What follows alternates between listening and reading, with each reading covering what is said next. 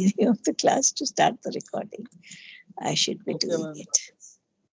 Yes, ma'am. Oh, thank you. So let's come to the Hahn-Teller effect. Now, this Hahn-Teller effect, let's first read what does it say. If the ground electronic configuration of a non-linear complex is orbitally degenerate, the complex will distort so as to remove the degeneracy and achieve a lower energy. So let's try to understand what this sentence tells us. Okay. So the The Hahn-Teller effect predicts which structures will distort. It does not predict the nature or extent of the distortion. The effect is most often seen when the orbital degeneracy is the orbitals that point directly towards the ligand. So there are a few things that we have to understand here. What we read in the definition, complexes. Now look at these examples, okay?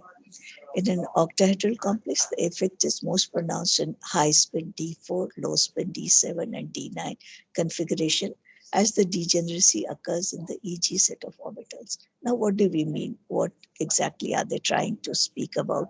A non-linear molecule having its degeneracy being lost. So, simple to understand. All we are trying to say is, now, when you look at this, say a D4 ion, okay? D4 central metal atom, how does it is, suppose it is a high spin complex, then how is it arranged? 1, 2, 3, and the fourth one goes here. We say that this is triply degenerate and this is doubly degenerate, right? What do we mean when we say that? We mean a triply degenerate means that you have all are of equal energy, right? So dxy is equivalent to dxz is equivalent to dyz. That is what we mean when we say a triply degenerate. So an electron can occupy either this or this or this. They are triply degenerate.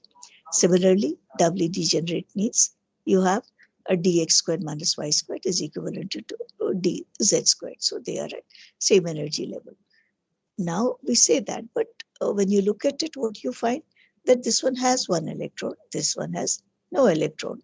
So what can happen? It can definitely, this degeneracy cannot stay. So this has to be removed. So what will happen? What is going to happen? So because this is empty, it has no electrons in it, this has electrons in it. So what does this do? This tends to lower itself.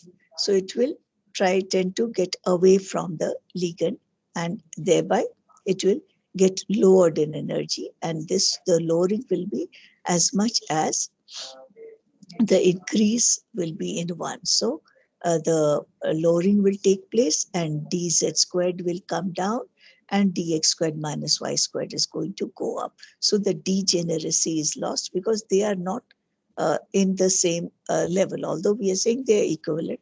But because one has one electron, the other one has no electron, so definitely they cannot be in the same energy level. Similarly, here again, one has got one electron, another one has no electron. So it cannot be at the same energy level. So the degeneracy has to get lost and they will arrange themselves in such a way that one will go up in energy, the other will go down in energy. The one which goes down in energy will be equivalent to the amount that the other will go up. Similarly, here you find this is D7, this is D9. In D9 again, we find that it has 2 electrons. This is 1 electron. So the interaction with the ligand will be different here. So definitely the energy level cannot be remain the same. So they tend to remove the degeneracy in such a way that one gets lowered in energy and the other gets increased. And this distortion is what is termed as the Hahn-Teller effect. The distortion which occurs as a result of the fact that they are not. Let's go back to this. If the ground electronic configuration of a nonlinear complex is orbitally degenerate, here we are saying that Eg dx squared and minus y squared and dz squared are degenerate. They are doubly degenerate. But actually we find that it cannot, because one has one electron in it, and the other one, say dx squared minus y squared, has one electron, but dz squared has no electron. So they cannot be in a degenerate state because they will feel the electrostatic interactions differently, as a result of which the complex will distort in such a way to remove the degeneracy and achieve a low energy, because they cannot remain. So what will it do? It will, one of those will move away from the ligand that is there, so that it gets a lesser amount of repulsion from the ligand that is there. So it will come down, the energy will come down, and the dx squared minus y squared will move up, thereby removing the degeneracy. So the complex will distort itself. This distortion is what is termed as Hahn-Teller effect. And where does it occur? It normally occurs in those orbitals which are orbitally degenerate, but they have got unequal number of electrons in them. So they cannot be equivalent. So this will try to come away from the ligand, distort the structure so that it gets away from the ligand that is there. If that happens, then this will move up and this will come down in order to maintain the degeneracy. So such distortion is what is termed as Hahn-Teller effect. It is maximum. This is copper. In copper 2 plus ion, you'll find it has got D9 configuration. So here what you find, this has got 2, this has got a single electron. So it will try to rearrange itself, distort the octahedral symmetry in such a way that this gets lowered in energy, this gets increased in energy, and thereby that distortion occurs. So they remove the degeneracy. What do we mean by removing the degeneracy? Meaning the energy of one of them will get up and the other will come down. And that will cause distortion to take place. So the distortion is an effect because these orbitals are not degenerate. So by removing the degeneracy, you distort the structure. And this is what is termed by the Hahn-Teller effect. So you can have this in D1 also. Say what will happen in D1, suppose what can happen? There's only one electron here, and all the others, there is these have zero electrons in them. Then in that case, the degeneracy will get lost. This will try to come down lower in energy, and the empty orbitals will get higher in energy. So the distortion will be lost. Of course, in that it will be less. The impact can be less, but in D4 you'll see more pronounced because it is in the EG level, where you have dz squared and dx squared minus y squared. It can be in either of them. So either this can be increased in energy or this can be lowered in energy, and that can lead to the distortion. So either D4, D7, D9, and this effect is what is termed as Hahn-Teller effect. So the terminology seems complex, but when you understand what they are trying to tell you, it becomes clear. Understand the terms, that what is happening in a nonlinear complex where the orbital degenerate, it is, you have double degeneracy. That means dx squared minus y squared, dz squared, they are of equal energy. And you have triply degenerate d2g, that is dx squared, dxy, dxz, dyz, they are triply degenerate. So depending upon what your configuration is, what can happen is that the degeneracy will get lost here because you have unequal distribution of charges here. You have one has one electron, this has no electron. So they cannot remain equivalent. We cannot say that this is equivalent to this because there will be one electron here, there's no electron here. So the degeneracy will be lost. This will come down, become lower in energy. This will go up. This will come down. This will go up. That can be. And as a result of which there will be distortion in the structure. Let's try to see if they have given a figure.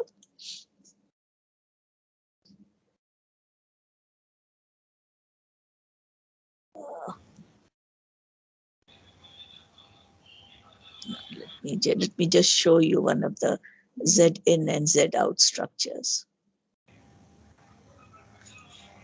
Hahn-Teller effect. Let's see. Okay.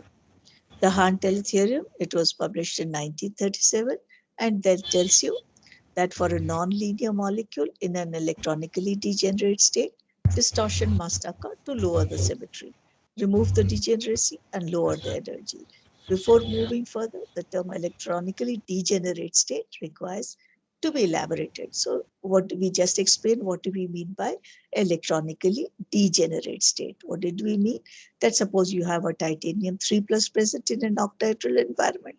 It is a D1 system, and the lone electron has the possibility of occupying any of the 3D orbitals. So it can either go in dxy or dxz or dyz. So it can either this state is possible. So there are 3 electronic configurations possible. You can either have dxz1, dxy0, dyz0, or you can have dxz0, dxy1, dyz0, or you can have dxz0, dxy0, and dyz1. Okay, so either of these electronic configurations are possible, right? When you have a D1 system.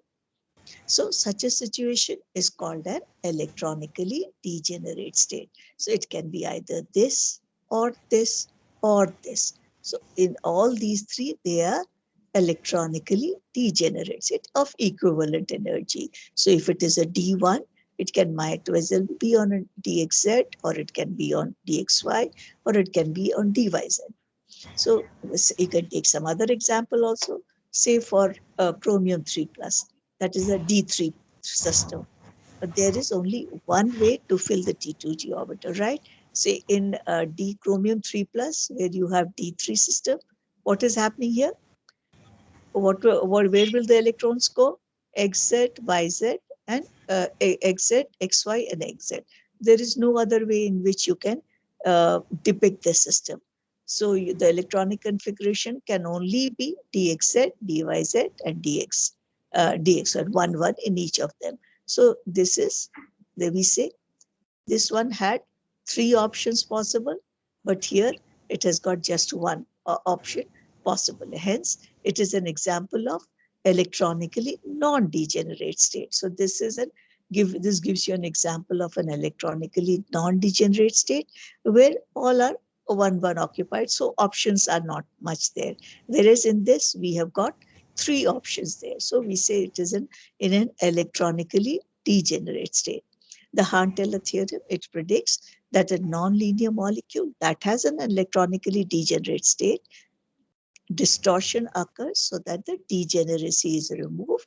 The consequence is that the symmetry of the molecule is lowered and the system becomes more stable by losing energy. So what is this? In order to, in this system, depending upon whichever position that it takes, if the electron is present in the XY, or if it is present in the YZ. So depending upon that, it becomes lower in energy and the other becomes higher in the energy.